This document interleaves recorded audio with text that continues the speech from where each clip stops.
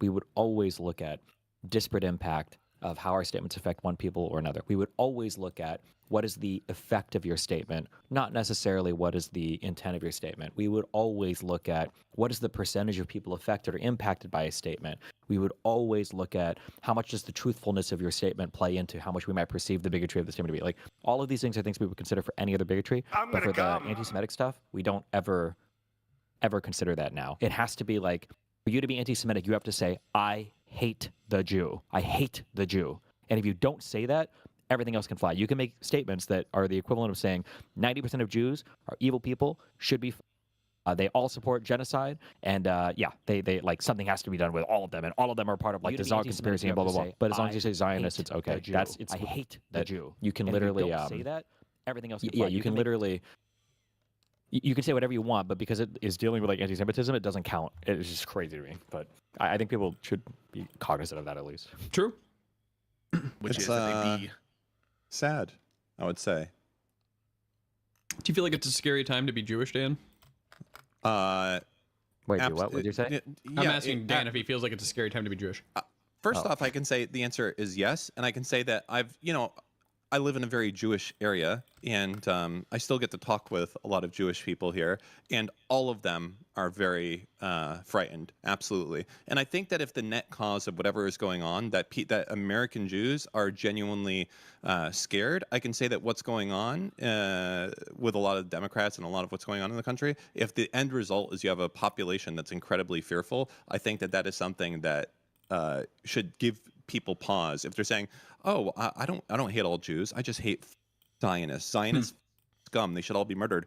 And I think that these people, they're all extremely nervous. They're all. The worst part about all of it is that I think a lot of them that were very liberal are feeling like they have to make this choice and become a single issue voter to them, and it's hard because I still believe that Republicans are way more likely to want to put Jews into a camp, but they're scared because right now one party is kind of like, we're going to protect you from people that are making it a slur to say Zionist and et cetera.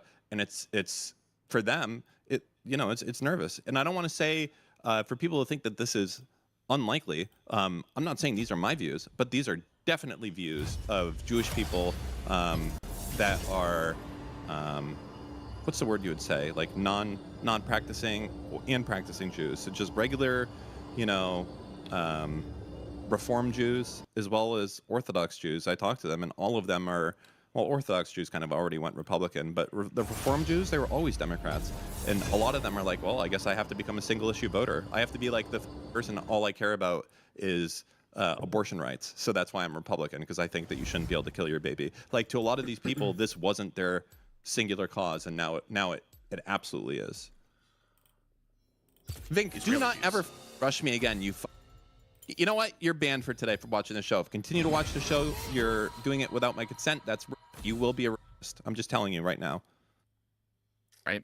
And that would imply that they don't have a problem with people on the basis of their Jewishness. What they have a problem with is on the basis of their Jewishness and their Israeli citizenship or Israeli connection. And so it's by definition different. Yeah. So like, could you shorten that to the point that like so you can be bigoted against? So as long as there's an and, then it can't be anti-Semitism. Israeli Jews, but not anti-Semitic, right? You can be bigoted towards Israeli Jews. Yeah, but not anti-Semitic. I think definitionally, you would. Let me just think about that. Semitic. It's possible to be anti-Jewish Semitic or whatever we're calling that, and not be anti-Semitic. I think that's true. Because in order to be anti-Semitic, you need to have hatred and dislike on the basis of Judaism, and there's two conditions. I think he meant anti-Israeli. That need to be met for the more specified version, which is both Judaism. Hey, dude, I'm getting triggered. I can't watch this for much longer. I'm sorry. This is not true. This is never a qualifier for any other form of bigotry, right? Nobody that is like patriarchal people or whatever don't necessarily hate women. They say these same things. I don't hate women. I just think that men belong in a hierarchy of women. Nobody has to hate black people or hate other races of people to feel like races are like essentially different from each other, like essentialized such as part of their DNA, right? I don't think that black people are worse than white people. I think they're better, for instance, at athletics, or I don't think Asians are worse. I think they're better at discrete fact memorization and math. I don't think they're better or worse. You would never, ever, ever, ever, ever use this qualifier for any other form of bigotry. It's such a who IQ take. I feel like I'm listening to conservatives justify why it's okay to be race realist, or not conservatives, but like the crazy out there people justify on the basis that, well, I don't have a hatred for these people. This is like a toddler's understanding of bigotry. And it's not even a toddler's understanding, it's motivated reasoning, because he would never use these same qualifiers for any other form of bigotry. Okay, I'm done. And the other thing. Oh, actually, no, it would be a subset of one, right? Or I don't know about that. Let me think about it. Someone help me with the logic here. I'm just trying to be consistent. So in this example, you wouldn't harbor hatred against a Jew who wasn't an Israeli citizen. Therefore, you wouldn't be anti-Semitic on that view. Yeah. So I think that follows. Yeah. I think I'm right. Okay. In the regular discourse, are you going to split that many hairs between someone who? No, I've never heard this calls- concept before. I've never heard this concept of anti-Semitism, but only of Jews who are living in Israel or who have a connection to Israel. It's the first time I'm hearing ever of this concept. Well, I guess this is often the basis on which people like. So, like, I don't think so. Okay. I think he was being honest. let's say there's this hypothetical person who really despises Israeli Jews, right? Like they're the worst people. They're all crazy racist extremists and all that. And not only that, but they love Jews outside if those Jews are the good Jews, the ones who are not Zionists, the ones who don't sympathize with Israel, because most Jews outside of Israel do sympathize with Israel to some degree. So that would be a problem as well. Like people, because like this is when people, if you get like an extreme anti-Zionist is going to hate anyone who, or it's going to have like a big issue with anyone who sympathizes with Israel. But most Jews outside of Israel do. So this is like someone who ostensibly has a strong, who is basically against anyone who is against like at least like 70% of Jews on the planet, because they're either Israeli Jews or they are Jews who sympathize with Israel. Yeah, you just have to think about some of the person who would fit that mold, right? Let's think of the example person, the person who thinks in their life, let's say they love the Jews in their life. They're married to a Jew, right? They're married, and in fact, they're thinking about converting to Judaism, right? But they really, really hate Jews in Israel. You wouldn't call that person anti-Semitic, would you? If they get to a point where, like, if their Jewish friends are sympathetic to Israel. What is this? Why are you rage baiting me? I feel like he's making the argument of like, oh, why don't I hate black people? Because I really like black people in Morocco. So therefore, I'm like not anti-black. Like there were black slave people that like they're slaves and had like a fetish and everything for them too. You would never use this argument on anything. You know that almost every single sexist, misogynistic Christian man or whatever in the past has a wife. Yeah. Like it's such a definition.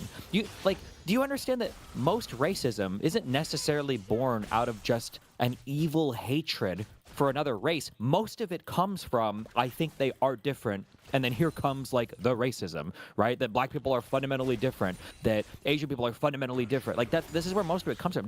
I feel like when they're talking about Jews, they have like this cartoonishly definition of racism that starts from like you have an evil in your heart and then you hate the other race because no one wants to be like racist or anti-Semitic. They just don't want to, but they want to do these things, so they have to like create a new definition. Yeah, it's just so, oh god.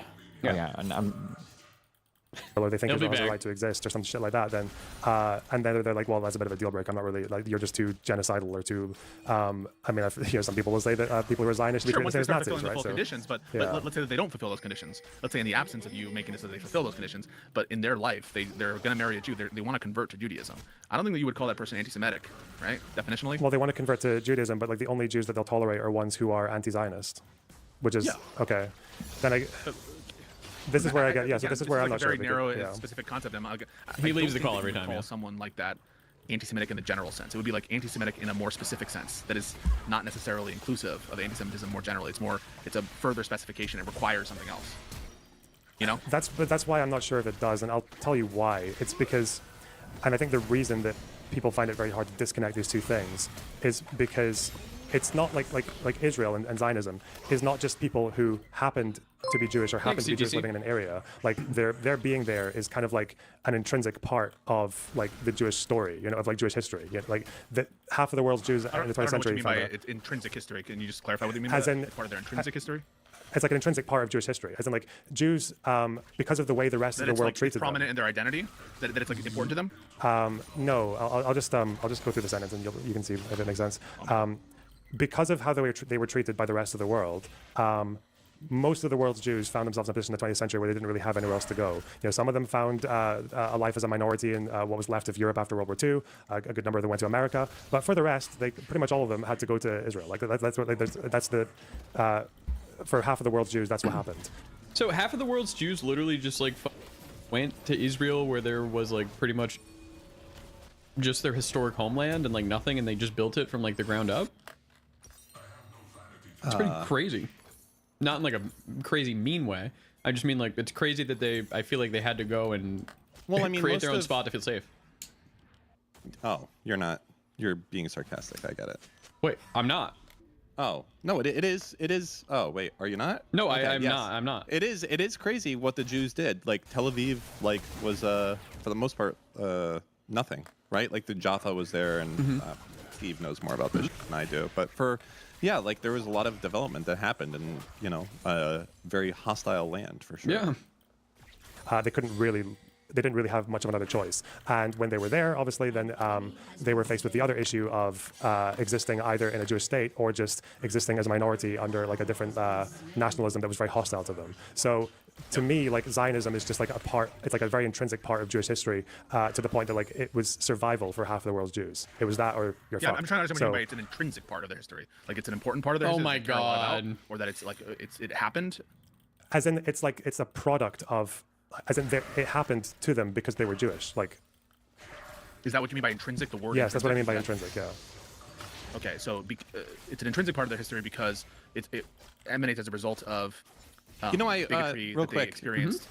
There was a thing that I saw. I think it was a Reddit post, and someone answered it pretty well. But there was like, why is it? Is Judaism a religion? Is it a race? Or is it a culture?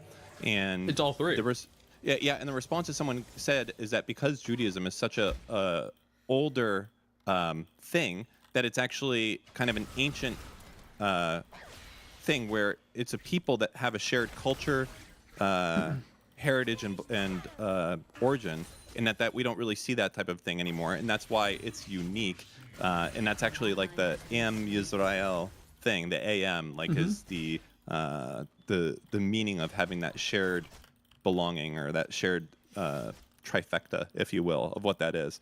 But I think that that's like confusing for a lot of people, and they kind of will continually push back on the it's just a religion or it's just other thing. Well, it's different than other things that are here. It's being Jewish is different in a lot of ways than being Christian. Like there's no proselytizing. I don't know. I'm probably not doing the best job of explaining it, but it is unique. It's all three because it's so old. Like it probably started as a religion, and then from the religion, culture was built. Now you don't even need to be a practicing Jew, and you can still have the culture. Jewish. Yeah, you could be a Jewish Buddhist person, and that's like a very unique thing. Like you could never be a Christian Buddhist. It wouldn't make sense, right? But maybe in like 1,000 years, maybe. Yeah, sure. In various it's like Native Americans. Yeah, I would say so. Native Americans have like their level of religions, right? Yeah. Correct. Airbud fan. Sure, yeah. Airbud fan. Actually, the opposite. It started as a people, and the religion developed after. Sorry, forgot about Jesus. Yeah, I would grant that on intrinsic meaning related to bigotry, anti-Jewish bigotry, that it is intrinsic in that sense. But I don't understand how that helps us clarify our notions of anti-Semitism. We watched Unless it you're live, willing James to say Smith. that anti-Zionism is by definition anti-Semitism. I don't think you go that far. No, I wouldn't go that far. I think it would depend on, again, because to me, coming back to the thing you said earlier about when people believe things that cause anti-Semitism or cause it to rise, I think it does depend on how much they've come to that conclusion, either in good faith or with a kind of like of how much regard they've had for the truth of their statements. So even though I think it can have like anti-Semitic outcomes. So I'm trying to figure out exactly where the schism is here. Is it really just in the idea that like this hypothetical person can be bigoted against Israeli Jews? They can hold a red line to any non-Israeli Jews who are Zionists or who have sympathies with Israel or not, but they're not anti-Semitic, right? Yeah. I'm just. And then can you never be like anti-black if you like Jamaica? Because it's just like Jamaica is like the good ones, but like all of the American ones are bad, so you can't like ever be racist towards black people. Instead, you're like racist towards African Americans. I don't know, Mo. It just feels like a really distinction. They genuinely look at the Groypers. They genuinely don't mind black people for the most part, and they all love Kanye / rap. So do we say none of them are racist at all? Yeah, I don't know. It's like, it feels like we're drawing a really weird line here.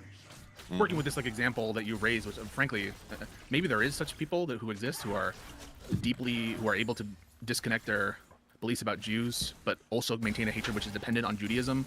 In other words, this kind of person would not be prejudiced against Christian anti-Zionists, right?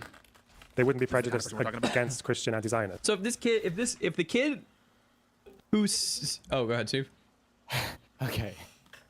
Anybody that brings up like anti-Semitism and then mentions the religion should just never talk about anti-Semitism. It has nothing. I don't know why people keep allowing people to get away with this. I know Loner knows this. Anti-Semitism has nothing to do with the fucking religion. Okay, the country of Israel was founded by secular labor Zionists, by people who weren't there for the religion. When Loner earlier, I feel like he didn't express this in the best way.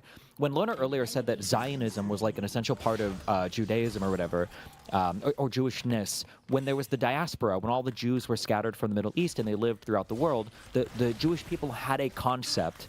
They had their religion and their cultural practices and their ethnicities that kind of like kept them together, even though they were all in separate communities. But they also had this idea that one day they would all come back to each other, I think ideally in Israel. What was the fuck saying? I think Dan knows it. It's like tomorrow in Jerusalem or whatever. What do you know? Oh yeah. Next year in Jerusalem. You say it next year. It was like a meme. Yeah, it was basically like a meme or whatever. But because the Jewish people, this is one of the reasons also why Jews were not liked by other cultures, is because they tended to keep their culture intact, even though they were kind of like spread amongst other countries and communities, which is one of the reasons why they're perceived to be as outsiders. Because it was like they were always going to go back. Well, or they just like they were always persecuted for their beliefs, but they always like kind of kept their culture together, even though they were in other countries. But that idea of like coming back at some point to some common country, it was just like a thing that most Jews believed. So it's very, very hard to separate the Zionism from the Judaism in terms of ethnicity and culture, because they were always kind of like ran concurrently with one another. But again, you would never, ever make these distinctions for any other type of bigotry, where it's like, well, I can't imagine. What did Pisco just say? It was like, I can't imagine you hating this aspect of a person but liking this other aspect. Like, does he genuinely think that like all racist people don't like rap music? Like, does he really think that every racist in the country of the United States would never listen to Kanye West? Like, it's so stupid. Yeah. I feel like Pisco would be defending the kid who went on Piers Morgan if the kid just says like, oh, well, I don't like Israeli Jews, and he'd be like, oh, well, he's not anti-Semitic. I don't know. Dumb. Really dumb. The problem with a lot of this shit is just that they would so quickly immediately call you racist if you were to do this for anyone else, like even remotely any portion of this type of logic for anyone else at all, for Islam, for being African American, any of that type of stuff would be immediate, like, you're just a racist piece of shit. What do you want me to say? Like, you're out here saying that yeah, okay, so you're saying everyone with curly hair that has an afro is bad? Yeah, you're just racist. Okay, that's all you're saying. It's like, okay, well no, I just don't like the afro. Yeah, exactly. Like, it's such a stupid argument. Like, you're just using this in place of what we all know you're saying here. I don't know. Oh, sorry, Christian Zionists. My bad. Oh, well, they probably dislike Christian anti-Zionists, but I don't know if they'd be bigoted against them, right? Or like against Christians. So then, what work is there? It sounds like the religion isn't doing much work there, or the ethnicity isn't doing much work there. It sounds like the Zionism is doing the work there. I think Christian anti-Zionism, Christian Zionism, I think is much more of a choice, whereas I don't think most Jews in the world, well, it's literally most Jews in the world who are in Israel, I don't think they really had much of a choice in feeling a connection to Israel. I feel like that just kind of happened to them because they were born there. And even with Jews who were connected to it, I'm just trying to get like this concept down, right? Like, I'm imagining a person who is bigoted against Israeli Jews and is also like bigoted against Christian Zionists or something, let's say. And it just really sounds like the driver there is the anti-Zionism in this hypothetical person, because they're cool with Christians who aren't Zionists, and they're cool with Jews who aren't Zionists, and presumably if there's like, I don't know, atheist Zionists, they would have a problem with them too, right? Yeah. So like, but I guess in the case of the Israeli Jews, it's a lot more. Well, in the case of the Israeli Jews, it's more. That's the immutable one, right? For atheists and Christians, it's not immutable to be a Zionist. But for others, it would be like an Israeli Jew. Yeah. What would it mean to not be anti-Semitic, but to be anti-Semitic and anti-Zionists? So if I'm cool with everybody in Jamaica, then I'm not anti-black. I'm just like anti-African American. More specified. I'm having difficulty with that. Okay, wait. I don't know why it's relevant. People in Jamaica are not African American, Mr. Mooten. I don't know if you're being a little No, racist. no, no. That's why I'm saying. That's why I'm saying that. They're Jamaican American, Mooten. Please. You're not. You didn't understand. If I like people in Jamaica, then I'm not anti-black. I would, if I didn't like black people in America, then Pisco, I believe, would just describe someone like that as like anti-African American. Be anti-Semitic, but I think you just said to be anti-Semitic, but to not be anti-Semitic and anti-Zionist. Can you rephrase that? Or so to not be generally anti-Semitic, but to be specifically anti-Semitic only insofar as it relates to someone who has because the black are not in America. That's correct. Yes. Zionist outlook. That's what I'm having trouble with. I'm having trouble with both like imagining such a person and also with why we think it's relevant to cashing out our concept of anti-Zionism. Oh, sorry, anti-Semitism. Yeah, well, for a couple of reasons. So one, I'm kind of like on the, and this is something I'm more on the fence of. I'm on the fence of whether or not like bigotry against Israeli Jews, like a bigoted form of anti-Zionism, basically, whether or not that should be just seen as a different form of bigotry to classical anti-Semitism, and that would clear up a lot of the confusion. Like for me, it's like quite easy to say, well, if you don't think, Mr. Piker or whatever is anti-Semitic, I mean, he's obviously bigoted against Israelis. He's bigoted against Israeli Jews. Like it's a very exceptional bigotry that he has for them. So the way someone might be bigoted against like a Mexican, right? Yes. Okay, so you think that he's bigoted in a way against Israeli Jews in a way he wouldn't be bigoted against Israeli Muslims? Fair? Oh, definitely not. Yeah. Yeah. Right. Yeah. But is in a way that it would be different with an Israeli Christian who, let's say, is incredibly Zionist in Israel. Would that be the same kind of prejudice against the Zionist Christian in Israel? Would that individual be subject to the same kind of, attack by Hassan? Yeah, probably. But again, like a Christian Zionist, to me, Christians as a group don't really. Welcome back. I just realized I kind of think that all of these guys will like basically trend towards being socialist types, because I just realized one of the amazing things that socialism does is it gives you kind of like a left-wing, like a strong left-wing anchor for your beliefs without having to dip into any of the actual social stuff, like the cultural stuff. You're gonna have to explain that a little bit.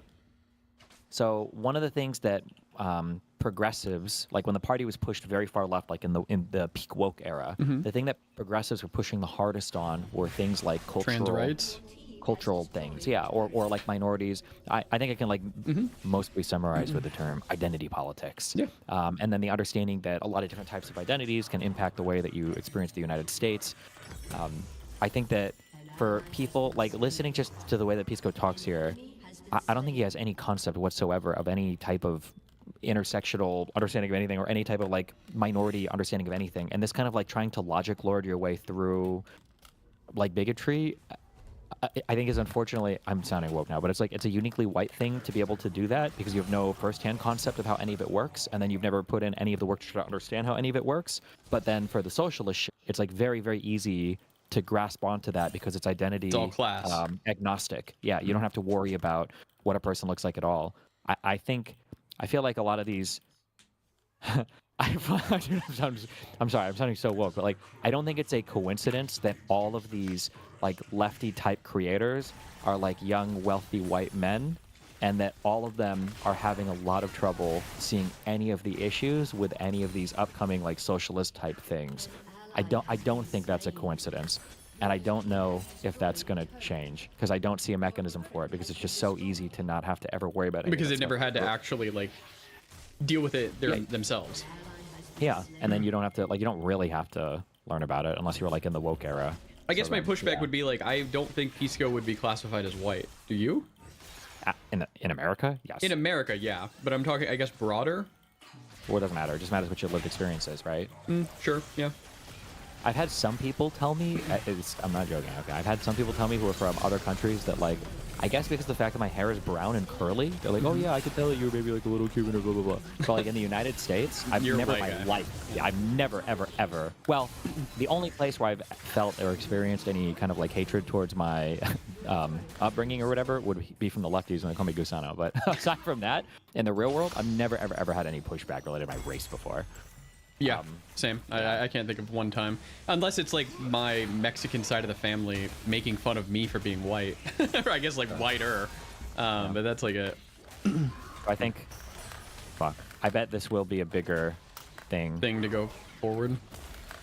Yeah, because I don't know where any kind of corrective mechanism is going to come from. Because now all of the old woke things do kind of come back, and that like minorities really just don't have the ability to exercise that much power or control. Like majority classes are overrepresented in terms of wealth and everything else, but also in terms of audience, right? So if I make videos that are appealing to my majority white audience, and we're only fixated on issues that my majority white audience can kind of like get behind, then yeah, why would I not continue to do that? Do you think we're going to see more like, I guess, like anti-minorityism from left-wing politics then? Like telling them like to get in line and whatnot? Yeah, I mean, we'll look at like we already laughed at the clips, but like whereas I'm like screaming like I don't care what black people think and blah blah blah, right? Yeah. It's crazy. We might have a party flip coming up.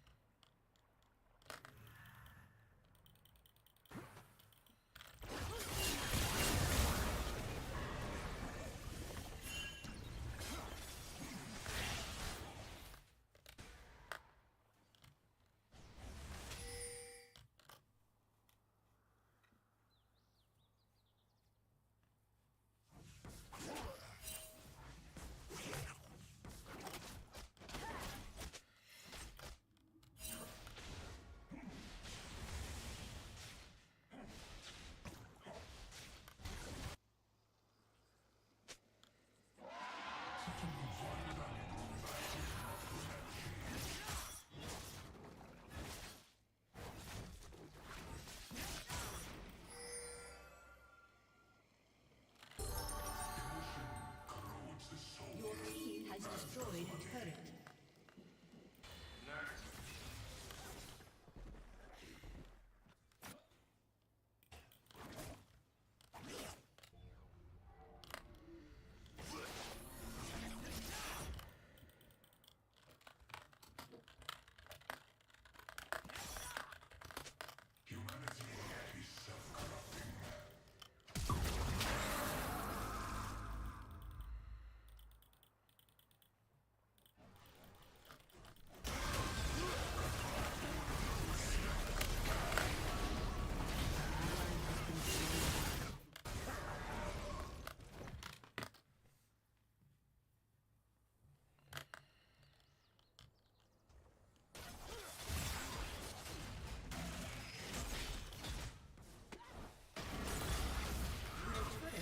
Destroyed. Your turret has been destroyed.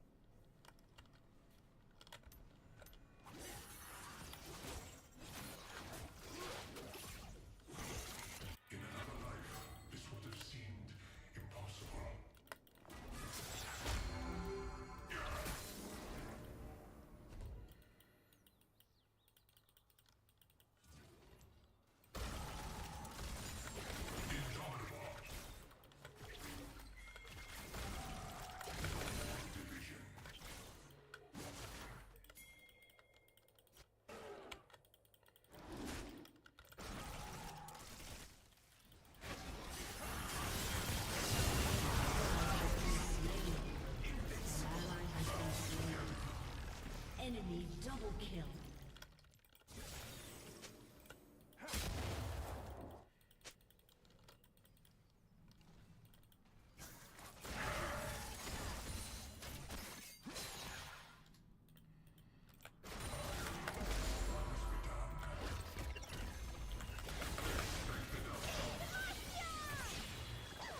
Your turret has been destroyed.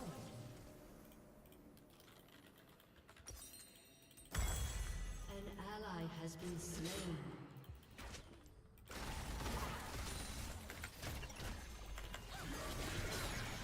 Your turret has been destroyed. Your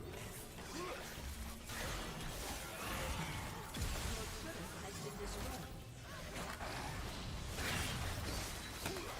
An ally has been slain. An ally has been slain.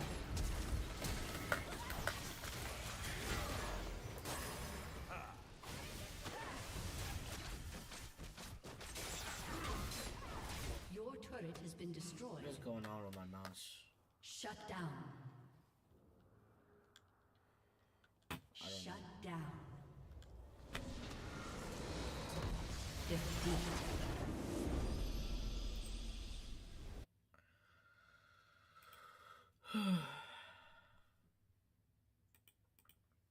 Unironically, I thought about that a little bit because could you imagine like if you had dude, and it's gonna suck because everyone's gonna say I knew he's gonna become a Republican, but could you imagine if you had to choose between like a party full of like Hassan Pikers and then like a party full of say like Adam Kinzingers?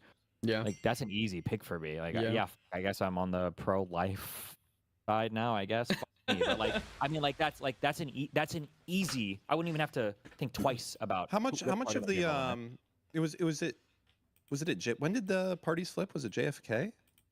Mm, No, it was like in the near Lincoln, 60s, right? wasn't it? I don't know. Well, I can look it up. Like where they flipped most of the policies and things like that. It flipped at one point. I remember, obviously. I'm curious what positions stayed and what positions left when that happened. 1930s and the 1960s. It took place gradually across two major eras. Okay, so one was JFK, the other was what, Lyndon B. Johnson, or Yeah. what was it? Yeah, you're right. Okay. So what were the big shifts that like, oh, we were Republicans and we were pro-life, and what, now they weren't? Like what? They must have had abortion back then, or was it just flat out illegal for everyone in the 60s? Like they must have still had like gun control issues and things along those lines. I'm curious. I'm just on Which AI issue? overview.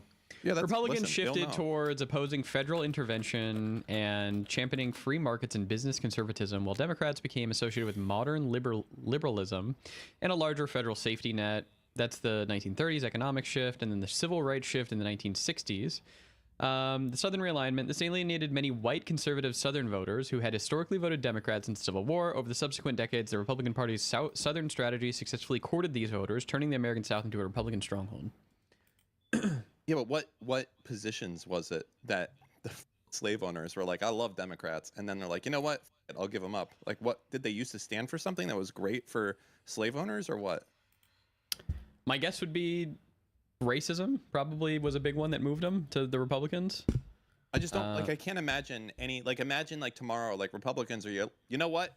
We hate guns, and Democrats are like, we love guns. Like, I just don't know how. It's never going to be quite that simple. You should probably just read or look it up and read about it. I'm sure there were other political issues and stuff at the time that impacted it. Yeah. Yeah. It seems like it took would over not 30 be- years too.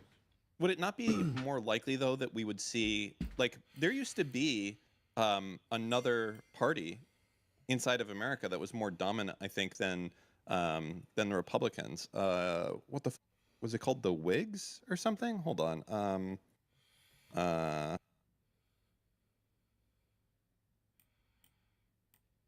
I'm just God. No, there's a political parties of the United States. Yeah, the Whigs, WHIG.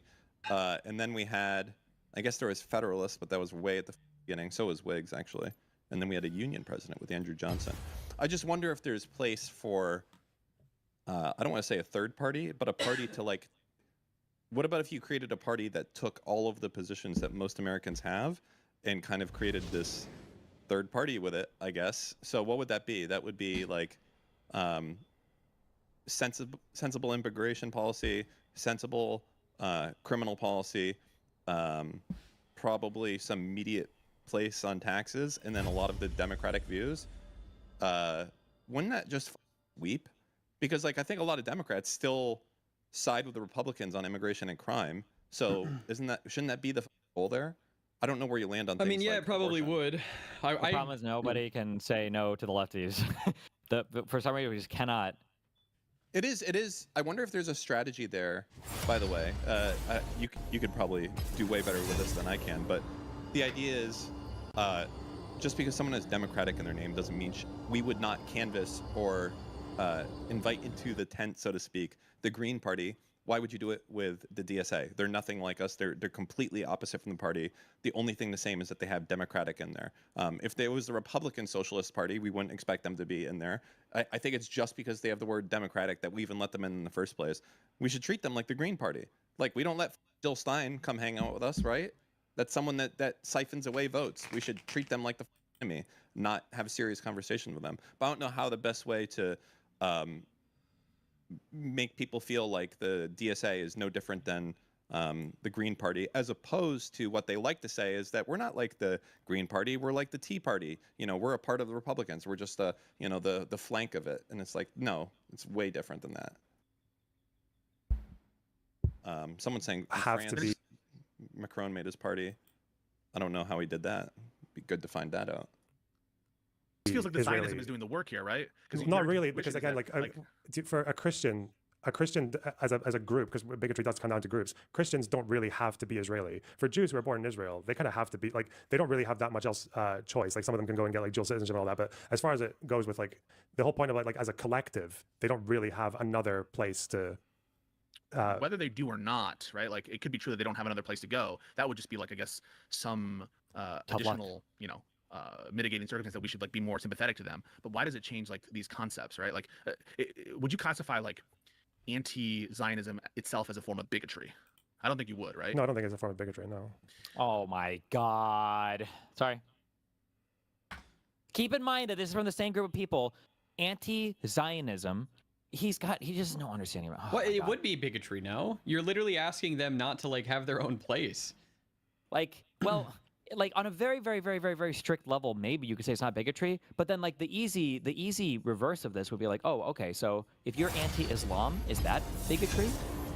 Now he might bite the bullet and say, well, I guess it's not technically bigotry, but like, I mean, like I said that thing a long time ago on stream where I was like, listen, I am Islamophobic. I hate religion, and everybody got mad at me. I don't know if Peace was one of those people, but it was like, oh, Islamophobia is actually bad, blah blah blah, and it's like, okay, well, but like, would he say that like if I say like I hate all like Muslim belief, Christian belief, I'm anti whatever, I'm Islamophobic, I'm pretty sure he would say, and fairly so, like, okay, well that's bigoted, right? You can't be. Well, they do the meme where that's just a religion. That's not the trifecta meme, right? So that's the way that they get rid of it. Is that well, sure, but even Islamophobia implies hatred of Islam. That's just a religion, right? Yeah. It's not even it doesn't even denote a certain race, but Islamophobia is considered bigotry.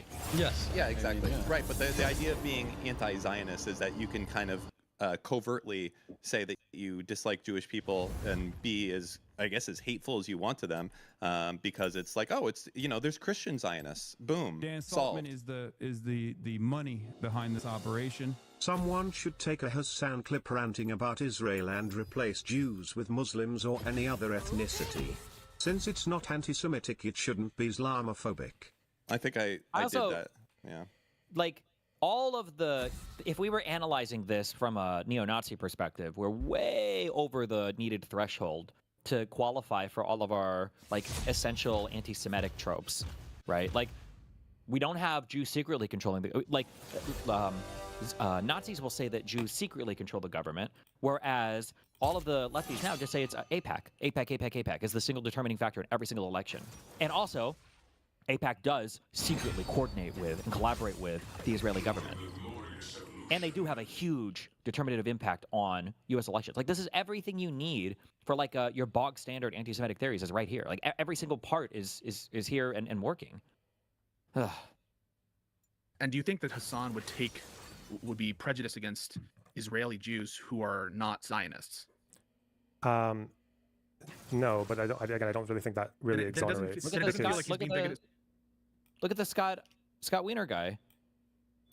What did Hassan say? Didn't they fight him because he like barely like didn't put his flag up or whatever around like a genocide? I don't remember. It was something like that. No. He calls it a genocide. Just like Ethan Klein. Just like Ethan Klein. But like, look at the Scott Wiener guy. What did Hassan say that Scott Wiener would have to do to be the equivalent to earn his like creds back as a person who wasn't like a Zionist supporter? Do you remember?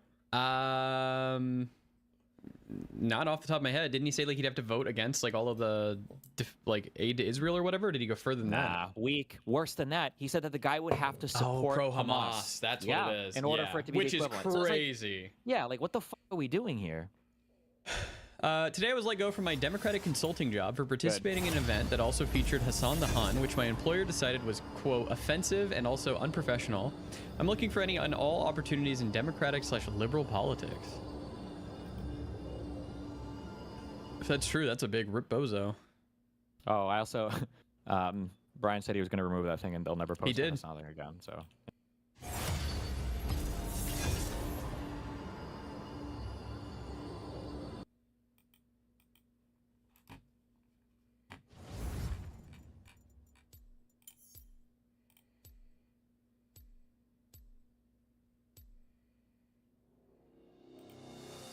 Yeah. Wait, what happened? Say that Brian again? Tyler Cohen removed the quote of Hassan from his Instagram. Yeah, I messaged him and I was bitching, and he was like, "I don't do my media posts there, but we'll never post it on something." Yeah. You know what? I'll say this, that like I have friends and they're not plugged in, and I'm like, well, what do you do for politics? And they all say like Brian Tyler Cohen. That's it. Yeah. And it's like, okay, this guy is an important guy to get for normies, like unironically, like very Him very and important. David Pakman and all the Midas Touch. Unfortunately, yeah, they're all like very very well. I say unfortunately. I mean, they're not. I've heard Ezra Klein's name a lot too from normies. Sure, but that's like it's less Ezra Klein and more like the New York Times. Yeah. Yeah, but Ezra Klein is a big voice on the New York Times. So yeah. You have to be BTC is pro-Hamas a good when one you're to have them anti-genocide. understand, yeah. You have to be pro-Hamas when you're anti-genocide. Classic. I don't like whataboutism, but I feel like you have to hold these people to account the fact that they've said nothing ever about anything in Sudan or Yemen or with Iran killing people. They have the most annoying way out of that too, where they go, "Well, those people aren't our ally." Like, What is does that that have to the do with only anything? condition upon which you give a fuck? It's such a weird. Like, people have just because these leftist talking points never get challenged. They're allowed to just remain as part of the conversation without anybody taking like 2 seconds to be like, "Wait a second, isn't this kind of like really? Isn't that like the most possible talking point you could ever have?" Because just nobody even thinks about it. It's Dude, annoying. this is And literally also- this morning. Sorry. Hassan Piker sitting at a table with an LGBTQ plus flag says, overall, my favorite flag is Hezbollah. And then Hassan says, this is a comedy podcast. I know it's a difficult concept for an Israeli to understand. Babe! Like, this is Because today. Jews don't understand. Oh, I'm sorry. I mean, Israelis don't understand comedy. Yeah. This is 10 minutes ago. Go ahead, Dan. Do you know what's funny about this is that I'm pretty sure, I think this is well known. Austin is like Lebanese and gay, and like that he's probably not a fan of Hezbollah. Like he probably hates those people. If I had to guess, he's not like a huge fan of Hezbollah. They don't know anything about it though, so it doesn't matter to any of them. Yeah, it's like the equivalent of I don't know if it's just so like so tone deaf, so everything, and no one gives a shit. But I the whole idea of like we only do this for our allies, as you're saying, part of me just wishes that Israel would stop accepting money, but then they would just say that they're getting secret money because it doesn't matter. Like, have you seen like the track AIPAC shit? It's not even like has AIPAC given money? It's like as someone that's Jewish that has given money to AIPAC, given money to these people at that point. So even if like, first off, what are they getting? Like $10 billion or something? It's just like so inconsequential of the GDP of what Israel does. And the idea that like we're single-handedly keeping Israel up and murdering people is just so ridiculous. But I do wish that Israel would stop taking all money altogether from the United States, because then at least they would have to be conspiratorial. A lot of right-wingers in Israel agree. So I mean, it wouldn't surprise me if they move in that direction. Yeah. And it actually paid out very well for him. He won the race at the end of the day.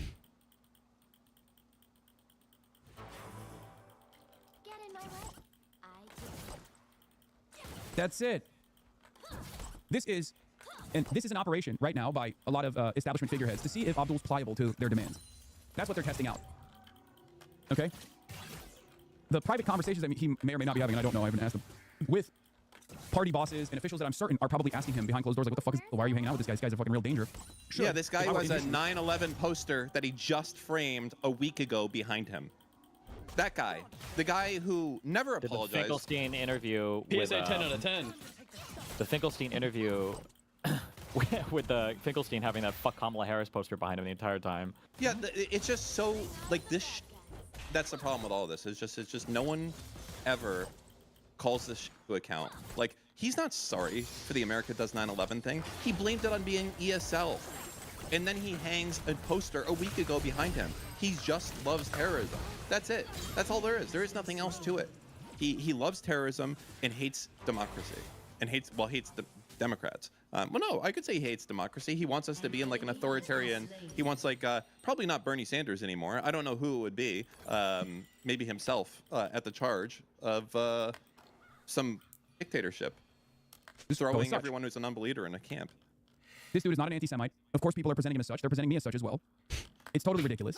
And yeah, he says some crazy shit from time to time. I mean, he's a shock jock, right? Oh my god, bro. But the reality of the matter, dude, it's like it's Trump. It's literally Trump levels of like sweeping. Oh, it's locker room talk. Yeah, who cares? It's disgusting. Matter is, the under 45 demographic came out strong and allowed us to defeat $64 million in outside expenditures. Those door knockers mattered. $64 million. Those canvassers mattered. Of course, you know, this was why does that number?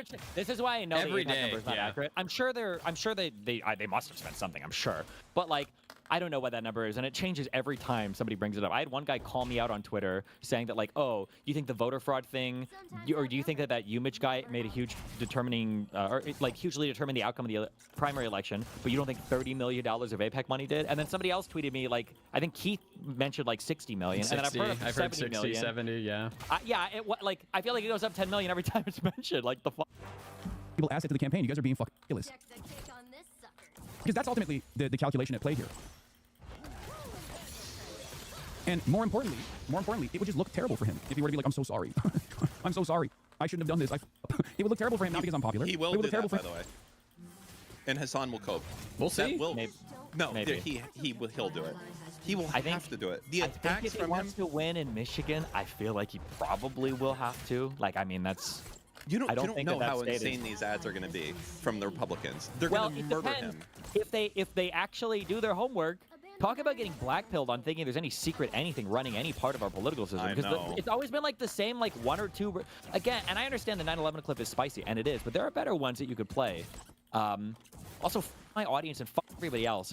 People have no mind of like how things look on the outside for anything. Like for instance, like the sex pest attacks against me are really effective in our atmosphere, but trying to convey that to like a normie, if my court case gets dismissed, you're gonna look like crazy. Like this guy was sexting a person who minor and blah, blah, blah. Like it's just gonna be fucking crazy. Like, oh, okay. So anyway, here's a Hassan clip talking about how he thinks it's actually a little bit better when rich white girls are being on college campuses than poor white girls being on college camp. Like that, it pales in comparison to how insane some of these clips look. But these people have operated in these insanely environments for so long. They're like, oh no, I actually think that Hassan could explain these things away. There's a reason why they have to adopt the Trump strategy, the MAGA strategy of like, we just don't ever answer for our own. We never criticize our own. We always hold everybody to this like in unimpeachable standards such that like they are unimpeachable. We won't talk negatively about them ever. And yeah, whatever. Sorry, keep playing. In general, because all it would signal is that they were hypocritical. That Abdul was a hypocrite. You know, he got caught. This, for the record, is the reason why this community played a formative role in this campaign. Okay? Age was the clearest dividing line in vote choice in last night's Michigan Democratic Senate primary, with Al Sayed performing substantially better in younger precincts. That's it. This is a primary, chat. This is a primary for the midterms. This level of youth turnout can only happen if you have a dynamic candidate that is speaking to the interests of youth voters that normally feel disillusioned and never go out to vote. And this doesn't happen if Abdul can't get in front of them.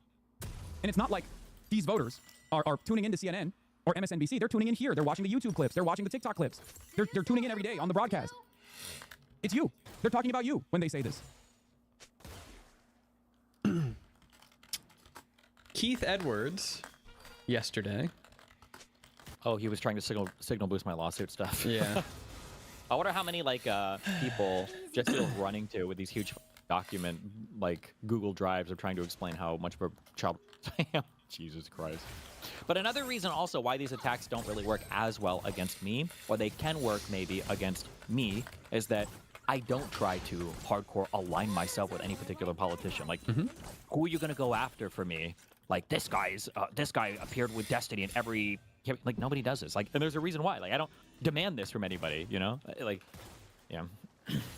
So if he wouldn't be biased against an Israeli Jew who is non-Zionist, it doesn't sound like he's bigoted against Israeli Jews. But then we're making the argument that like how many bigots exist in the world then? Like, is Tommy Robinson not a bigot because he's friends with like a couple of British Muslims who are like, we just want to love Britain and stop the Islamification? Or like, is a BNP person not bigoted against Muslims because they're Muslim members of the BNP? Like, probably. No, we're assuming that we know their mental states, right? So like that's like a kind of epistemic question of like whether, but like assume that you really did know that Hassan harbored no prejudice against Israeli Jews who are non-Zionists. Suppose that you knew that, right? Put aside the epistemic and you just knew this to be true. I think. Wait, what is this useless hypothetical though? Like, you can never know. You can never know somebody. You can only determine based on their actions and the way, like, yeah, it's just so dumb. It would be accurate to say he's by definition not bigoted against them as a class. It's just like a useless thing to argue. No, because I think when you get to a point where is the only person that I've seen, or he's the best at using hypotheticals to obscure so much of a conversation. I don't think I've ever seen anybody. He's the GOAT. he is the GOAT at using hypotheticals and shit to obscure. Where you are making your acceptance of a national group conditional on them agreeing with you. That's still bigotry, and that's the same thing with anti-Muslim bigotry in the UK. You can't just say what that like bigotry to be. Then I'm having a problem with this notion of bigotry. Then it's a broad like prejudice against a particular group for some kind of like national or ethnic or religious characteristic, or like a immutable characteristic. Like, so some sort of immutable characteristic. That's the basis of the discrimination. But in the example we're using of Hassan, where we can read his mind, it doesn't sound like what's causing the discrimination is the immutable character. Like, I'm gonna do a Destiny classic, but like we could throw up a analogy here. Like, let's say like the guy really didn't hear the girl screaming no. Like, is he a rapist then? Like, if he just doesn't know? Is that like what Pisco's like arguing here? Characteristic of his genetic makeup. It doesn't sound like what's causing it is, I don't know if nationality is immutable, but I don't think it's on the basis of nationality. It sounds like the basis of the prejudice is their belief, the Zionist belief. Okay. That's like this. Does he not understand? It's just so good. I'm sorry. Yeah. And on everything, it's perfectly predictive of every single situation, right? It's perfectly predictive of the Christian Zionist. It's perfectly predictive of the Jewish Israeli non-Zionist. It's perfectly predictive of presumably the Muslim Israeli, right? It just sounds like in this example, it's the Zionism that's predictive, and therefore it's Zionism that we can say is the but-for necessary condition to the negative disposition. Again, I'm just not. So again, that does mean. Wait, first of all, do you disagree with that definition of bigotry? No, I don't think. I think bigotry is usually like some sort of harbored prejudice. I'm okay to work with that. But does this mean that I can no longer call Tommy Robinson like an anti-Muslim bigot because there are Muslims who agree with him, even though they're still practicing Muslims, and he likes them? No. The difference there is like we don't believe. We think that those are like token figures, and that we don't trust him, and we think that he's manipulating, he's a liar, and so there's an epistemic barrier. Not necessarily. No, I don't know. I think he sincerely likes them. I think his whether or not he likes them is just, it's so conditional on whether or not they conform to his ideal or what he thinks a Muslim should be. And I think it's the same with Hassan. Like the bigotry against the Israeli Jew is like, it's like because they don't live up to his expectation of what he thinks an Israeli Jew should be. Yeah, but it's part of the expectation based on the intrinsic characteristics, or is it all based on their conduct and ideology? That's the question, right? Like, is the expectation that he has of Jews different than the expectation he has of Christians or Muslims? That's the question. Again, I gotta go back. Characteristics, or whether or not they conform to his ideal or what he thinks a Muslim should be. And I think it's the same with Hassan. Like the bigotry against the Israeli Jew is like, it's like because they don't live up to his expectation of what he thinks an Israeli Jew should be. Yeah, but it's part of the expectation based on the intrinsic characteristics, or is it all based on their conduct and ideology? That's the question, right? Like, is the expectation that he has of Jews different than the expectation he has of Christians or Muslims? That's the question. Again, I find it, I'm not really able to apply this when it comes to, because I think it matters when you're talking about a particular collective group, and also about whether or not it's, compared to when it comes to their approach to Zionism, not in the same way. No. Well, but regardless of that, I mean, you're saying that it needs to be a collective group with respect to a different purpose. Yeah, because if you are like, I'm confused. He got me. He's obscured the argument so much that I'm confused. I don't even know what he's arguing right now. What? Pisco? Yeah, Has managed to obscure an argument such that nobody knows what the fuck is even being spoken about anymore? I have no idea what's going on here. like if you're a Jew who lives in the Middle Hi, kitty cat. East, like, why do you think those Jews are Zionists? For the most part. Probably because they want a place to exist where they're not going to hopefully be persecuted by everybody, but that I don't know how that's going. I'm not sure why it's relevant, but I assume that they're Zionists because they were taught to be Zionists, because they were told about Zionism, and before them because of facts about their reality, facts about the geopolitical situation. Okay, facts about the reality. Can we go further into that? Yeah, that was the big one. I'm glad you hit that because you almost made it sound like they're Zionists because they're brainwashed by the elders of Zion or whatever. But like there is no factual reason thing in the to world be that might push them in that direction, or taught their ideologies, and they're informed by their experience. And one experience that Israel has had is constant conflict with its neighbors. And so I'm assuming if you're asking like causally what's forming these beliefs in a person, right? Oh, we're reinforcing it. Zionism Well, so facts about the predated reality. Israel. We're Say close. it Keep again? going, Pisco. I said Zionism predates Israel, so keep trying, Pisco. It's not just the conflict with Israel and its neighbors. Keep going. I assume it's like their nurture, what they're told. If you're Israeli and a patriot, would you be a Zionist? I would say yeah, probably. 1 trillion%. And then what they experience. Yeah, so what Kind of a broad answer, but that's what I no, assume. that's fine. You mentioned conflict as well, as in like, what does them being Zionist have to do with the fact that they're in conflict with people around them? Well, I assume that sort of nationalistic ideologies, to the extent that there's like competing or attacks from without, or you might say conflict with other national groups, that this might, as a natural tendency, again, I'm not a fucking geologist or anything, but have the effect of. It's not. Zionism was not like an attack. Loner understands this. I'm glad Loner's having this conversation. It's not an attack on ideology where white people were anti-Semitic. And Zionism didn't arise because Israel was fighting with its neighbors. Like, you needed Zionism to make Israel. Hopefully, Loner will push into this. Like, where do you think it came from? Promoting such an ideology in a populace that's sort of apt to hear that. Well, Zionism is the reason that Israel exists. Yes. Like it. And where does it? And why do? Yeah, there's like a condition that people attacking Jews for whatever fucking reason for however long, like, were things that happened, and it is why the Jewish people felt like they needed a fucking country. It's why most people feel like they need a place for their people to live or whatever. In addition to like the kind of like, and here I'm not using the negative connotation of indoctrination, the indoctrination that you might have in like a school or in a society where that's spread along. So yeah, I mean, but I'm not sure why this is relevant to the question of what anti-Semitism is. I think it's relevant because we're getting to the idea of, I can just lay it out rather than like going through the chain of questions. I think most Jews in Israel are Zionists because if they didn't have a Jewish state, they'd probably be like they'd either be in serious trouble when it comes to like violence from people around, from the like national groups and other forces around them. Yeah, like their entire survival would be in question. Because then you're saying that like I'm not bigoted against it. So now I'm a hypothetical person who says I'm not bigoted against Israeli Jews. I just need them to stop believing something that's quite essential to their survival. Yeah, so in that context, maybe one would infer a hatred. But let's say that you really didn't harbor a prejudice against them on the basis of that trait, right? It's just analytical. I'm going to be honest with you, and Frank, it sounds like you're trying to change the meaning of some of these terms. Sorry, that my cat hit the sound. My cat hit the sound. Really? It's on the floor and my cat is jumping around. Yeah. Terms Okay. to fit people in the meaning of some of these terms. But let's say that you really didn't harbor a prejudice against them on the basis of that trait, right?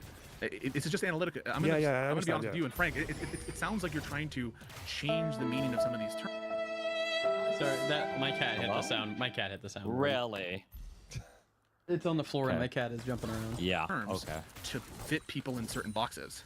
It sounds like all these exceptions and these well Christianity is a class with respect to a goal. It sounds like we're doing a lot of work to like fudge the definitions to fit certain outcomes that we want based on like what we think would be good for the world. Like it would be good for the world if anti-Semitism includes these people for some reason. But like I just don't understand like why. Is that what you're doing, or are we trying to like understand some standard notion of anti-Semitism as used by people? Well, I was trying to do a couple of things, but just to come back to what you were saying, like just to confirm what you said there, it sounds like a the really idea. simple question I wish that Loner would ask here is like, If I say I hate all Mexicans, would you consider me racist? If I say I hate all people that speak Spanish, would that be bigoted? What if I really just don't like the way that Spanish sounds? Or what if I feel like people that speak Spanish are just less intelligent? Does that make me bigoted? But I have Spanish-speaking friends. Am I a bigot there? Is that you can be in a position against Israeli Jews where you can say that I'm prejudiced against them, but just for their beliefs. But it just happens to be a belief that is quite important, is like pretty important to their survival, like to their safety. And then that just kind of means, well, I'm going to hate them. Yeah, I'm going to hate them, or they give up their. Yeah, so I'm just like saying, but if we go to the question of like, it's like the position would basically be like, I'm going to hate this group until they believe things and act in a way that will put them in danger. Yeah, but assume he doesn't think that it puts them in any material danger. Assume they don't think that. Yeah, so he's sincere and he says that, but they won't be in danger. It'll just be a peaceful situation, and they'll integrate. I mean, there might be a few problems, but it doesn't really threaten them. And yeah, and that's that person works okay. Yeah, no, I agree with that, and then that's where I would get to a question of like, okay, then the next thing I would ask is like, how much regard for the facts of the matter? Not inherently, but I would ask like, I would move on to ask the question of like, how have they come to that conclusion? Like, how responsibly have they attained that conclusion? That's an epistemic question, and maybe that would bear on their responsibility in informing themselves. But I don't think that you would say that that person is anti-Semitic. Not inherently, no. Yeah. So, and again, like what is that? Like, Pisco just joked about, or not joked about. Pisco was complaining about like inventing special definitions or whatever. This would be a very academic conversation on racism for me to draw like these distinctions. Most people would be happy to call somebody I said this would be a very academic conversation on what? On bigotry. Racism? Oh yeah. Yeah, on bigotry or racism, to have this type of conversation. Most people in real life would never draw this distinction between like, are you intrinsically bigoted or intrinsically racist, or are you just like racist in practice? Nobody in real life is drawing these distinctions. They generally just see them the same. Yeah, I don't think that these are meaningless distinctions in a real life scenario. So I don't know why. I guess maybe he just wants to argue academically about it. I don't know. No, he wants to create the carve out because he doesn't want to see himself as a big bad anti-Semite or furthering big bad anti-Semitism on his side. But isn't everybody in the normal reality just going to see him as an anti-Semite? No, because nobody gives a fuck about Jews. Oh, What are you talking about? Who cares, bruh? Yeah. True. I think that's fine to say. Like, there are a lot of bad and evil positions that aren't anti-Semitic, right? It could be the case that anti-Zionism is evil, right? But it might just not be anti-Semitism. So. Has he asked Pisco, how would Pisco define anti-Semitism? Does Pisco say it has to be you hate Jews? Like, and you have to say you hate Jews? I don't think he's given a definition, but that's a classic, actually. I've never gotten to ask this question, even though it was suggested to me a long time ago, and it's a really good one, is you ask somebody, like, what do you think this person would do if they were trying to do the thing that I'm claiming they're trying to do? So, like, for leftist infiltration into the Democratic Party, like asking somebody, okay, well, you claim that Hassan says he's not anti-Semitic. You claim that these people say this. You claim these people say that. I'm just curious, if you were trying to infiltrate a movement, and you obviously don't want to get caught, what are some of the things that you would say or do? I'm curious how they would approach that. If you wanted to be openly anti-Semitic, like, what do you think you would say or do? Like, I don't know if people are aware of this, okay, but like Hitler and the Nazis, when they talked about Jews, they didn't just hate Jews because Hassan Piker, like, people are posting goofy-looking pictures and calling them inbred. Like, they also very legitimately thought that Jews were controlling huge portions of the population. They thought that Jews were trying to usher in communism into Nazi Germany, the Judeo-Bolshevism stuff.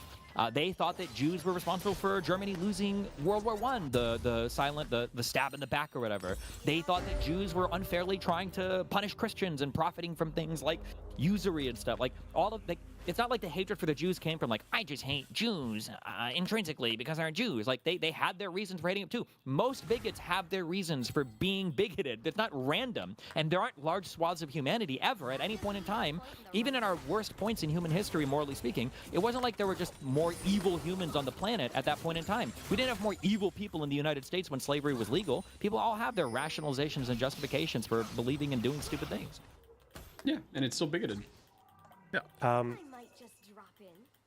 When it comes to talking about the difference between like hating a Christian anti-Zionist and like an Israeli, Christian Zionist. Christian Zionist and a Jewish Zionist who live in Israel, I think the anti-Semitism comes in, one, because I think a lot of like anti-Zionism seems to express itself in a very similar way to how anti-Semitism has done for many hundreds of years, and also just because of the fact that it literally is just concerning the lives of like most of the Jews on the planet. Like, I think that's kind of why it's like harder to disconnect. Maybe it's harder to like emotionally disconnect, or like it's hard to put that aside when you're thinking about it. I'm sure that it bears on like circumstantial evidence we might have, and I certainly would think that like a responsible person takes into account these facts, these structural facts. But I don't think it changes the notion of what anti-Semitism is. Let me give you an example, right? Let's say that you knew that the only way to save the Jewish people was to totally obliterate Gaza and to genocide Gaza. Jesus. Oh my God! It's the and wipe them it's like all the argument at the end of the Manhattan guy. What was the name of that fucking movie? The Manhattan Project? No, the big blue guy with his dick swinging around. You know what I'm talking about? God, it was a comic book series. Watchmen. Yeah, it's the end of that. It's like the only way we can save humanity is we have to destroy Gaza. This is the premise now. Okay. But you could read into the minds of the would-be genocide people, and you know for a certainty that they do not hate these people on the basis of them being Muslim or having any particular ethnic heritage. You certainly would say that these people have genocidal intent. You certainly would say that these people are effectively wiping out a whole group of people. Would you say that they're anti-Muslim? No, right? You wouldn't say that. And that might be like, well, how can you say that? That's just based on the definition of the term, right? It's evil, let's say. Maybe it's evil. Maybe it's like another horrible thing. Does Pisco believe it's a genocide? Yeah, of course. I get you should get like my only thing is because like he's willing to like go so far in these arguments that I feel like if he wanted, he could argue himself out of like the genocide. Well, he could argue himself about anything at this point. Yeah, it just seems. It's just not anti-Muslim bigotry. Things can be horribly evil. Right? There are war crimes that can exist that are worse than genocide, right? And people, when I say that, they're like shocked, like, wait, genocide is the crime of all crimes, right? But just because something, the average version of it might be worse than whatever, but it doesn't mean that there are specific instances where the evilness exceeds the average case. And in this context, it would be all those bad things. It would be genocide. It would be wiping out all of Gaza. It would be all Dan insert all Saltman things. is the money behind this operation. Read the effort post. Sad face emoji. I will read it later. I promise you. I'm not going to do it on stream, but I will read it, and then I can message you about it. There's some long effort post about, what's the word? Oh, it's right here. Escaping the conceptual boondoggle. What's on that? Made this. Where is it at? It's on your subreddit. I'll link it to you. Or just link it in DGG or.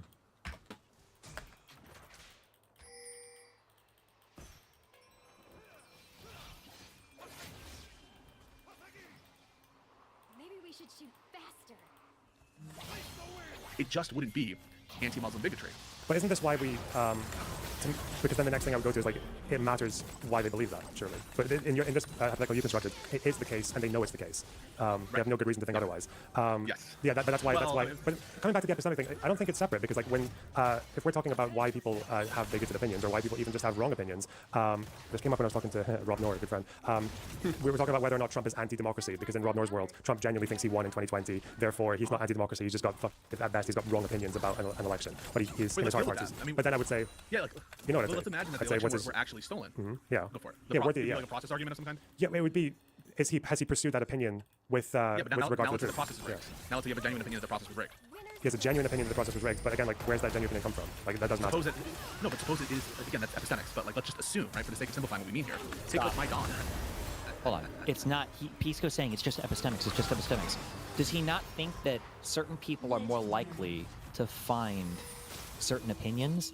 This is a normativity. It can be a stand-in for the word like morality, kind of normativity, whether or not a thing ought to be a thing, right? Some people will argue that in some ways normativity precedes epistemology, such that like we can say epistemics or epistemology is like our theory of how do we find truth, but then some people would argue that, well, you have to have some set of values before you even begin to search for truth, because you are making a choice. A normative decision precedes your choice to search for truth. Why search for truth? What kind of truth do you want to search for? So this idea of like, well, what if a person legitimately did believe a particular thing? Would that then make them this? But they assume that that everybody starts off as this blank slate, perfect epistemic machine searching for different truths, and that the bigot is just a person who has rejected a certain truth, and that a good person is a person who has accepted a certain truth. But what if it's the case that bigots and then good people will say, what if they just start off differently epistemically? A bigot that searches for things that comport with his view of the world, that black people are more athletic, that they do have the warrior gene, that they are more prone to crime, that African culture is lagging behind European culture, whatever. They can find all those things and justify whatever belief they have. But you wouldn't just say that, well, you know, if they have the facts, then that's right. You would say, well, why are they looking for those particular facts? You can't just stop and say, well, that's an epistemic thing, let's discard it. No, some people choose the truth they want to believe in because it is preceded by bigoted beliefs. Sorry. Yeah. Right? This is not hard for us to imagine if there's a government that like genuinely steals an election and there are no processes, right? Think about Maduro's elections in Venezuela. Right? We would think very differently. Would we call people that are doing an uprising against Maduro anti-democracy? No, right? No, but then when it comes to, that's why when it comes to Trump, I would argue that if Trump is being told by, let's say Bill Barr told Trump that actually, yeah, it was stolen, we're going to set this investigation off, then, and Trump believes that and goes with that, I don't think that makes him anti-democracy. But Trump gets told by Bill Barr that and then Trump just goes and hires a different lawyer, a private lawyer, then I'm like, okay, but then yes, you are actually necessary for the case. It's really necessary for the case against Trump in a lot of respects. Not all of the case against Trump, but some of the major ones that he's lying, that he is not honest, that he knows he lost. And it's in the Jack Smith indictment that Trump knew he lost. That's an allegation in the pleading. Okay, but yeah, I agree with that. But let's say he did all the same things, but he was actually just genuinely delusional enough to think that the truth is here. I just need to ask more people. Would you still not consider that to be like the process with how he is? But no, but I mean, the process with how he has chosen to achieve the truth is clearly is reckless. Like it's not with regard to the truth. Like, so yeah, see, like that. Lonerbox is getting there. He's using different words, but yeah. So Lonerbox is saying, well, hold on. It's not just about the truth they believe. It's how did they choose the process by which they went to seek their truth. Mm-hmm. Yeah, you would criticize that process. Yeah. Yeah. I'd say he's there are some legal concepts for this, like willful blindness, right? Yeah. Like someone gives you a bag and you're like, I don't see what's in the bag. I just whatever. I took the bag. Where your conduct is so insane and so wild or whatever that you'll have this kind of like constructive intent or constructive knowledge of whatever's happening there. But usually in those situations, it's sufficiently clear. Like willful blindness is basically like I can't see you, I can hear you, I can see you, I can hear. It's that kind of shit. In terms of like where we would have like constructive intent or something. But if Donald Trump were just Don Quixote and he were all like genuine about it, we'd have a lot of bad things to say about his conduct. We'd have a lot of horrible things. We'd certainly call him still insurrectionist. He would still by definition meet that label. Nothing. There's no like good faith exception to insurrection or whatever. But we might not be able to justifiably say he's anti-democracy. Right? Now, what happens to be the case that I think Trump is a liar. I think Trump is lying. I think Trump is, misinforming himself in a willful blind fashion to the extent that he believes any of this stuff. And so, thankfully, in the Trump case, Rob is just like wrong on the facts. But in terms of the concept, I think you have to give ground there. Well, I only give ground insofar as I don't even consider it giving ground. I'm only agreeing insofar as we're agreeing in like an insane hypothetical, I guess, like sense. As like the process with how he achieves the information he believes to correct is is like the relevant point there. Actually, maybe even more so than how objectively correct it just is, because you can be informed by all the best authorities in the world of a fact that isn't true, but that's still like that's going to say something about like how sincerely you've like pursued that opinion or how honestly you pursued that opinion. Take RFK Jr. Right? Do you think RFK Jr. sincerely believes that vaccines cause autism? I have no idea. I don't know enough about his. Hard to tell. Yeah, it's hard to tell. Yeah, he actually might though. He doesn't. You don't think so? No. I know why you might think that because of the way that he speaks and everything, but like I'm pretty sure he has been like he's had a lot of financial incentive in the past to be on the sides of like certain things because he's like presented himself in court cases as I don't know if as like an expert witness or a consultant. Like I don't think he believes. I don't think he believes it. He is pro a really measles wacky, vaccine as well. Wild guy, but be some normative justification for applying this willful blindness concept or really attacking people who, given a level of recklessness, we believe should know better, okay? And I might even give ground on that, right? And be like, I don't really give a fuck whether RFK Jr. believes or not.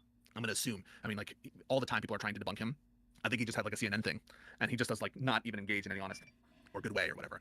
But I'm just going to, if I'm given a hypothetical where I know what his state of mind is, I'm just gonna bite the bullet and answer the question. It could be the case that RFK is not knowingly imperiling the lives of kids or knowingly imperiling the health of the country.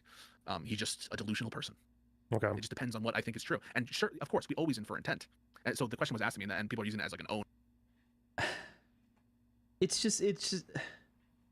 Then can you say like Israel's not knowingly committing a genocide then? Because like that's not like their intent. Can he argue around that? Or dunk is maybe, but he might make the statements of people as an example. The weirdo Ben Gavern. Sorry, I'm whispering. I can't believe Pisco said that like Holocaust denialism is not necessarily anti-Semitic. Well, that's just a true statement by definition. But of course, I would say that anyone who denies the Holocaust, I'm going to presume that they're anti-Semitic. Right? Yeah. There's just so much evidence. It's such a good predictor of anti-Semitism that Bob's your uncle. I think that's a pretty nice heuristic. But if someone were to push me and ask me, as a matter of definition, whether or not it entails anti-Semitism, the answer is just clearly no. Yeah, but I think that's probably because when people hear you say not necessarily, some people are probably just going to assume that you're not. They're going to assume you're saying something other than, well, there could be some imaginable, feasible edge case of like 0.1% of the time where someone does this. I know that people could get that impression, but it's very. I would say like yeah, it probably does entail anti-Semitism, but that person might not knowingly, intentionally trying to be anti-Semitic. I don't know. We're so in the fucking weeds here. Clear, because when you hear me say it, I say I would presume anyone who did it would be anti-Semitic. Yeah, so I know. I think there's like a great deal of bad faith going on in terms of that position there. But I'm intellectually honest about it. I'm just going to tell you the truth, right? And that is the truth in my mind. Why did that question about the Holocaust come up with Conduit? I have no fuck. Was it because of Crystal and Kyle platforming the? Oh, it was the guy, the fucking Chinese dude who denies the Holocaust. Yeah, Professor Jiang or whatever. Yeah. But like, yeah. So there's I think there's like a desire to say that Crystal and Kyle are anti-Semitic. I just don't think that there's good evidence for that. I think it's plausible that what they do increases anti-Semitism. I think that's plausible, though I don't have specific empirical proof of that. But I basically think that that's true of like even unbiased, unskewed coverage of the Israeli-Palestinian conflict. Unfortunately, I wish it were otherwise, right? That brings me to a question I think is quite interesting. So, for the purpose of argument, like if a political commentator does Holocaust denial, we're like 99.9% of the time going to say that they're. I'm assuming, right? I'm banning them from my chat, and I'm saying that they're almost anti-Semitic. Yeah. What if they support anti-Semitic movements? Depends, right? How about the Azov Battalion, right? Depends in what sense they're supporting them, right? Well, if they celebrate them and they glorify them and they say that they're brilliant and they're the ones who they're the heroes of this conflict, I don't know how many people say that about the Azov Battalion specifically. What is the Azov Battalion? It's like this small part of the Ukrainian military that's probably Nazi adjacent, to be honest. But it's like, oh, so now we can't support Ukraine. They were like 6,000 large at the height of their. How large that little battalion was, but basically they're probably all dead now. Well, I don't know about that, but they were from there was like after the overtake of Crimea when Russia invaded and took the entire that little island peninsula thing in 2014. Russia also began to pump in people and arms and weapons and everything into the two little Donetsk and Luhansk regions, collectively called the Donbass in southeast Ukraine. And there were some battalions that were fighting constantly over the past, for a decade before the invasion. And one of those battalions was the Azov Battalion. One of the quote unquote problematic things about the Azov Battalion, or some battalions in Ukraine, is that some of them will use Nazi iconography, or sometimes they will, they see as heroes, like Bandera is a common example, somebody who openly kind of collaborated with the Nazis during World War II or during that time period. The problem, though, the more complicated thing is, in America, we tend to label the Nazis as the bad guys and then our side as the good guys in World War II. So we label the Soviets as being on our team. They're like the good guys. But the reality is especially if you were in Eastern Europe, that was not the view that you had, because the Soviets came to your ship as well. And if you had to choose between the Nazis and the Soviets, the answer wasn't always obvious, right? Obviously, there are examples of like Poland being split in half between the Soviets and the Germans. You had I always forget this. It's like the Katyn massacre or whatever in Poland, and I'm sure there's a ton of other examples where there will be I think people tried to flee into I think they tried to flee into the Soviet Union. I think they tried to flee east during World War II from Poland, and I think all of them were caught, and then they were just turned around and they were just murdered.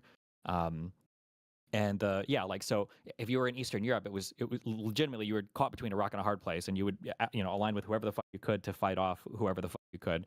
But so that kind of tradition carries forward, and then people are very eager to criticize the entirety of Ukraine, despite them having a Jewish president and everything, as anti-Semitic or Nazis or whatever. But it's just because they wanted to not support them, basically. Got it.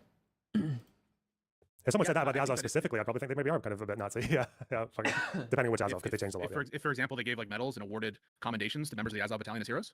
Well, it depends on which point of the Azov Battalion you're talking about, right? Or let's assume it's the portion that has plenty of whatever white nationalist sentiment, or certainly a lot of anti-Russian sentiment, but anti-Semitic sentiment as well. Suppose, and there was a political commentator who singled out the Azov Battalion as the heroes of the Ukraine war, the white nationalist ones. They're resisting against the Russian oppressors. They're doing good work, and they should be supported. And they're saying this specifically about the Azov Battalion that is actually the predominantly white nationalist part of them. Wait, and then also hold on, I'm just real quick, because Loner Bucks is biting bullets here. I think you might not need to. it's not like the Azov battalion, your battalions, okay, are for better or for worse. These are your strongest fighting people because they are the ones who have been fighting this. They call it a civil war, but it's not correct to call it a civil war because it really is like a Russian propagated war in the Donbass. They're your like hardest fighters for a long time. They've been involved in active combat for a decade before the actual formal invasion. So if you're giving them an award or an accommodation, you're not like rewarding them because you're like, oh, good job, you guys were the best Nazis. They're awarding them because they're some of the strongest and most loyal fighters in Ukraine who have been fighting for a long time. So like, it doesn't matter if you reward them or award them or whatever the fuck else, even if they're the Azov battalion. Like, you're not awarding them because they're killing Jews. You're awarding them because they're fighting to protect your country from invading Russians. So you don't have to bite the bullet on saying like, well, maybe it would be anti-Semitic to give props to the Azov people. Like, no, that's. Yeah, I'd probably be a bit suspect of that person who support the Azov battalion. I mean, I think it really is going to depend on what we think the purpose is of that. I'm sorry. What? Can I say what happened there, Dan, or no? You can screenshot it. Okay, not tell him. Okay, all right, so I'll tell him. Yeah, I'll forward it. Not tell me? No, no, I can tell you. No. I can't tell chat. No, you get to know. This is what I send, and that. And the thing I forward you is what I got back. Support. Why they're supporting them? Are they supporting them right? Because if they're supporting Azov as a proxy, like they could be supporting all the other contingents of the Ukrainian army. They're just like seemingly whistleblowing that they're calling out this kind of like smaller portion of the unit or whatever. And that's going to bear on their intent. But now suppose the entire Ukrainian military was under the banner of Azov battalion. But they're still Russian fascists who are invading their lands, right? You agree with that? That wouldn't change your support for Ukraine, would it? Let's be honest. Loaderbox. If the entire military was Azov in Ukraine, you'd still support Ukraine, correct? Yeah, insofar as driving out the Russians, yeah. But I don't think that. And that hypothetical would be anti-Semitic on that view if what they're doing is supporting the sovereignty of Ukraine in spite of the anti-Semitic beliefs of the Azov military in this hypothetical. Yeah, but I don't think I would be. I'd probably be a bit less glazing than I am of Ukraine right now. Yeah. Maybe so. Yes, which, for sure. To be clear, Kyle Klinsky is not of the Houthis. He glazes the shit out of them, and he thinks that they're the only ones who respect international law and all that shit. Right? So what I'm trying to say is not that it's good to support the Houthis and fuck Hamas and fuck Hezbollah and Iran. Okay, but I don't support the war in Iran. And I don't support Israel. Like there are positions that you can take, and there is an non-anti-Semitic version of support for these groups, and that might be uncomfortable to hear, but it's true. Agreed? I'm not sure for a few reasons. One, when you get to a point where you're like, so I'm thinking of Klinsky in particular. I don't know about Crystal Ball. No. We can get into specific cases. Oh, you're talking about is it physically possible? Yeah, maybe. Yeah, yeah, sure. Yes. Like, okay. Can it exist in the universe? Yeah. So the cases of someone like Kyle, who is, as far as from what I've seen, is very almost like fawning over the Houthis and saying like they're literally like the only people in the region with any kind of like moral code or understanding or care for international law. Then I'm just thinking like, okay, if I can't call this person anti-Semitic for saying that, do I just say what they're okay with anti-Semitism? They're praising anti-Semitic groups. Are they praising anti-Semitic? Well, what are they praising? Like which action you mean, like the Red Sea attacks? Yeah. So if you're praising a particular attack, are you doing so on the basis of they're attacking Jews, or are you doing it on the basis of they're attacking Israel? Okay, so let's roll it back then. What if there is a situation where your praise for them, where your tolerance of different levels of anti-Semitism changes based on what they're on what those actions are, right? So as far as I know with Kyle, he was one of the ones who was pushing the kind of like Mearsheimer-esque story about Ukraine. And maybe I'm misremembering, but I don't think it would be that hard to find him saying something about the Azov battalion, how there's a problem with like arming Ukraine because of these Nazis in the battalion and all that shit. The double standard argument, right? Yeah, and it's like, so it's interesting that like we're going to support the anti-Semites as long as they're fighting with the country that happens to be Jewish. Yeah. Yeah, so that I think is where it's productive to go down that line, right? I think it's productive to go down the line of the different standard conversation and then to explore, well, why are you treating the existence of anti-Semitic views in a small percentage of military resistance to Russia Thank you. Justifying sort of lack of support. But in the context of Hamas, when you have broader sets of anti-Semitic dispositions, you're not treating it as sort of a bar to support, material support, and favorable coverage. That's a complicated question. And I'm sorry, anyone who says that it's not is lying. Like, no, I agree. It's a complicated question. There could be a great deal of responses that one could have that don't commit you to anti-Semitism. And you can say it's sus. And I've said things that are sus. Like, that's a sus standard. That's really sus. But I'm not willing to go beyond that unless I can prove it. Real quick, be careful what communities you're in now, because I think sus means gay, depending on where you're at for Zoomers now. So careful. Sus? Yeah, you're like, oh, this guy's kind of sus. I thought it was just suspicious. Yeah, they're suspicious of being gay. Saying, be careful. Can you do me a favor, Steve? Can you open up that thing I sent you and tell me which ones you think would be good for this type of tweet? I'm trying to do work here. I know, man, but this would be good for me. Hold on. Do you yeah, that's okay. So do you believe in the concept of, I don't even know what you would call it, but like anti-Semitism in practice, or like functional anti-Semitism, I guess you could call it, like the idea that you might not hold any of the underlying hatreds for a particular group, but you can just have an ideology that kind of like is a little bit next door to it, that leads you to push all of these things that have very anti-Semitic outcomes, or to prop up anti-Semitic groups and all that kind of stuff. You're asking if I believe in the concept? Like I don't know if I believe that concepts can exist. If you're asking whether or not I understand it, that's something different. Or like, would you be okay with someone being called that? Like, if someone doesn't hold an anti-Semitic bone in their body, like in their in terms of internal bias or bigotry, but they are functionally. My bias is towards no, because Destiny called me a functional anti-Semite, and I didn't like it. I thought it was stupid.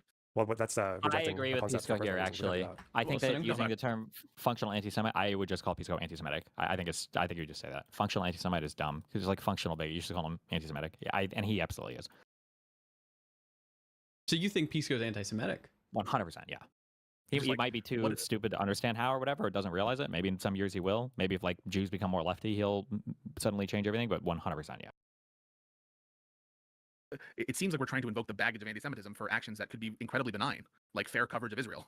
Well, I would like to think that if someone does fair coverage of Israel, then they wouldn't get called a functional anti-Semite. Even if they cause a rapid increase in anti-Semitism? Yeah, because if it's fair coverage, then you're telling the truth. Like, you're not, as in like, it's, when am I ever lying, right? So well, maybe that's about me again, but like, you're saying someone who's deceptive and causing like on this is a thing where you're torturing the ontology of a thing as well. Like, this is like asking, like, do you drink water when you're thirsty? And you're like, yes. And it's like, oh, so you think drinking water is good when you're thirsty? And it's like, yes. Well, hypothetically, let's say that you drank water that didn't quench your thirst.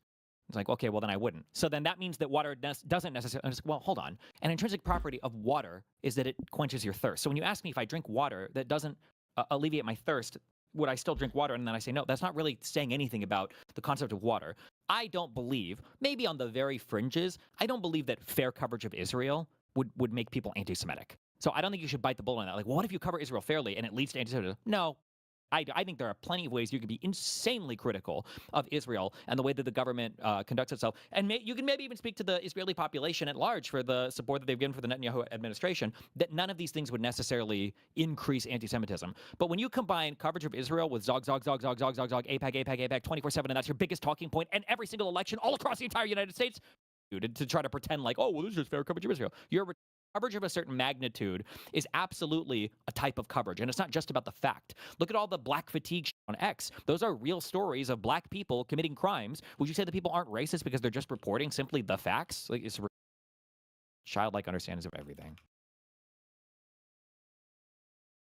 Anti-Semitism. Even if you're saying even if you're saying something that's actually, I would go further. If you're saying something that's not true, but there are so many authorities that say it is true, I don't even know if that would necessarily make you functionally anti-Semitic, like that person. I would put the blame elsewhere. Slow down. Okay. So, what is functional anti-Semitism? Do you want to give you? I'm just better at defining things by examples, but I guess we can. Okay, I think let's say it would be like if you have an ideological or like say some kind of disposition that your behavior involves a kind of like reckless propagation of anti-Semitic like outcomes, or support of anti-Semitic groups, or like an instinct for drawing anti-Semitic tropes, like that kind of thing. That would be like functional anti-Semitism, I think. Oof. Can I give you an example, or would that help? Maybe, yeah. Okay. What did Kalinsky do recently? Oh, he tried to, the thing with Morocco and the migrants crossing the. I'm hearing that Morocco is like expanding into the Sahara. I don't know much else. Oh no, the 50,000 migrants in the Spanish part. You know that? Oh, I don't know anything about it. Okay. Totally agree. Right. So just recently, Spain has a little territory on the tip of North Africa, like at the edge of Morocco, called Ceuta. The Moroccan police basically a few days ago stood down from the border, and about 50,000 Moroccans crossed, and like 60 of them died swimming over to this little Spanish enclave. And then the Spanish had a crisis, and then they got sent back. It was a pretty fucking event. We know almost 100% sure that the Moroccan police okayed this. We also know that the Moroccan monarchy has done this in the past because like it's usually like a diplomatic move. Like the monarchy gets upset because Spain is doing something that might affirm Western Sahara's independence, or they were negotiating with Algeria in a way that Moroccans didn't like. So we know all that. But these are the facts. Kalinsky goes on and says that Israel and America told Morocco to do this to get back. Yeah, no evidence. To get back at Spain for supporting Palestine. This is what I would say. I wouldn't call him functional anti-Semitic. I would say he's susceptible to anti-Semitic stories, or susceptible to anti-Semitic propaganda, or he's susceptible to conspiracy theories. I don't know why we need to use this term functional anti-Semitism. It sounds like it's a very different thing. Right? Is that an invented term? I feel like I've heard that for. Okay. So I'm sorry. It could have a robust history. I don't know why we we need to use this term because it just really does seem to carry the baggage. Like, I just wouldn't call that action anti-Semitic. I would say if this is all true as you're laying out, and I have reason to believe it's true because it's not the first I'm hearing it. It just sounds like he is a mark for some of these stories. I also saw that he like retweeted Russia Today at a different part. Like, again, this all just sounds like consistent with someone who is susceptible to that kind of stuff, but I don't think it's inherently anti-Semitic. No. So he's susceptible to anti-Semitism, or to like an anti-Semitic type story. Conspiracies or something, right? Like wherever it